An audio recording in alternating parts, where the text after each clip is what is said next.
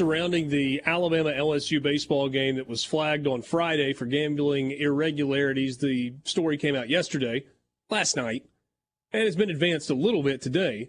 And it has spawned this conversation of whether or not college football, to avoid something similar happening with regard to a late decision to scratch a player or holding that decision until the very end, if you could avoid things like that by mandating practice reports, practice participation reports, or at least one of those, and then an injury report before a weekend's college football slate. What do you guys think about this? I'm a big fan of it, to be honest with you, first from a media perspective, because it's infuriating dealing with coaches when we're talking about injuries. And I'll give you an example. This past year, Mississippi State linebacker Deshaun Page tweeted out a picture from a hospital room saying surgery went great, something like that, right? This was during the season. Mm-hmm. So I was on the show, obviously. I see it. The other guys on the beat, they go out to practice. They're talking to Zach Arnett. They ask, so with Deshaun Page out, blah, blah, blah. And he's like, was he out? I don't know what you're talking about. And it's like he tweeted a picture from the hospital room saying surgery went great. We all know he had an injury. Just say he's out. You don't have to play games. And, I mean, Leach and Moorhead were terrible about it. Mullen wasn't great about it. Mullen obviously famously tried to leave a press conference or tried to leave a meeting because they were talking about injuries.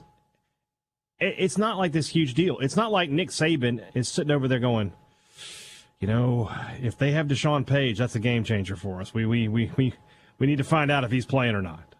Nick Saban now, if it's Will Rogers, sure, pretty forthright when it comes to injuries. And Saban is. If it's Will Rogers, I understand. Like maybe because there's a difference for State. If it's Jackson Dart or Quinshon Judkins for Ole Miss, and they may or may not play, maybe you don't want to give up that information. I get that. But when it's your backup linebacker, and you're just like, hey, is he out? Yeah, he's out. He didn't practice. It's not that big a deal. We've gotten some messages about preparedness. You think that the aforementioned Nick Saban, let's pretend Jackson Dart rolls his ankle week before the Alabama game, hobbled off the field. But Lane Kiffin does his typical, we hope he plays on Saturday thing. You think Nick Saban's not going to be prepared for every possible scenario? Dart playing and Dart 100%, Dart playing at 50%, Sanders playing, Walker Howard playing, them using Judkins in the you think this idea that you don't want an injury report to come out because it will put you at a disadvantage in preparedness. These staffs, it's a head coach, he's got 10 staffers and 1 billion, at least at Alabama anyway, analysts. Ole Miss has a ton. Mississippi State, I mean, they would be prepared for every scenario already. Like, the idea that it's going to change the game because of preparedness, I think is a little goofy. They're already prepared for the player playing and the player not playing if they can put on the film and see, ooh, he rolled his ankle there. Hey, analyst over here, keep an eye on that. Watch that closely for the rest of the game. Watch him in pregame warmups, and we'll be prepared for him playing or not playing or whatever. It's about, and I think the fan aspect of this as well is important. I mean, how many times has a fan shown up to a stadium not knowing if a player's going to play or not? I think that should matter too. Transparency to your fans also matter, I think. Don't forget Mullen a few years ago when he went off on a fan who asked a question like that on his call-in show. He asked, because the rumor was going around that Will Redmond had torn his ACL, was going to be out for the season. And so a fan called and said, Coach, is Will Redmond going to be able to play? And he's like, well, if you want to find out, you come to the stadium. Like, what if my son's favorite player is Will Redmond? And he wants to come to the game to see his guy. And then I drove all the way up there that's just a dumb thing to say. I get the feeling that because we're in Mississippi and the coaches here are pretty tight-lipped on injuries is why a lot of the people here are saying that they agree with this.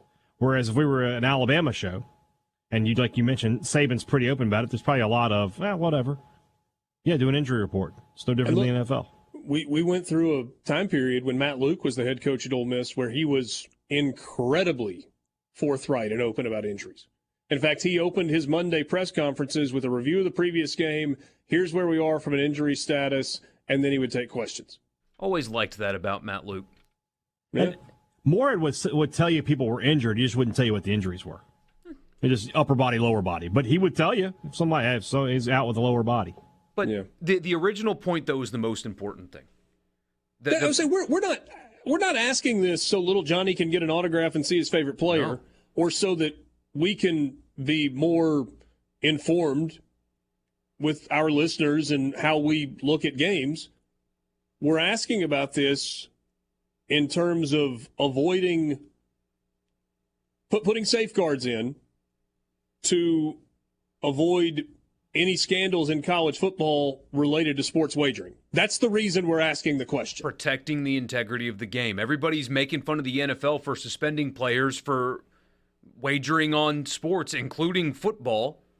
That's why. Because if you don't punish a player for betting on football games that he's participating in, everybody's going to question every time there's a result where a guy dropped a ball in the end zone.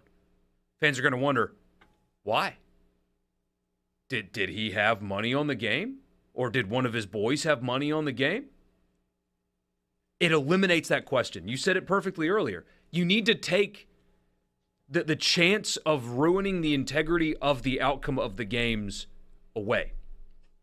And this would be a very simple thing that would eliminate what happened on the baseball field this weekend. And as everybody knows, in football, the stakes are tremendously higher. The emotions are, it matters so much more. Not to use the commercial phrase, but it does.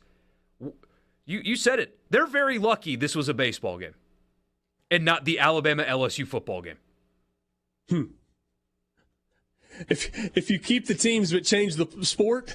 Imagine if Daniels is hurt and some insider information gets out that he's not going to play today, but nobody knows he's not going to play today. And that word gets around. And the sports book here in Philadelphia, at the Timeout Lounge, and sports books everywhere, you've got people laying ridiculous wagers that they wouldn't otherwise. Makes you wonder. You can't let that happen. Can't do it. Bo in Indianola, combination cheap shot, shallow thought. And look at Matt Luke's record, it should say it all. Had nothing to do with it. I mean, 1 + 2 = 14, right? I mean, really? We compliment Matt Luke on being transparent when it comes to injuries, and that in your mind, Bo, means, oh, yeah, that's why he was a terrible coach?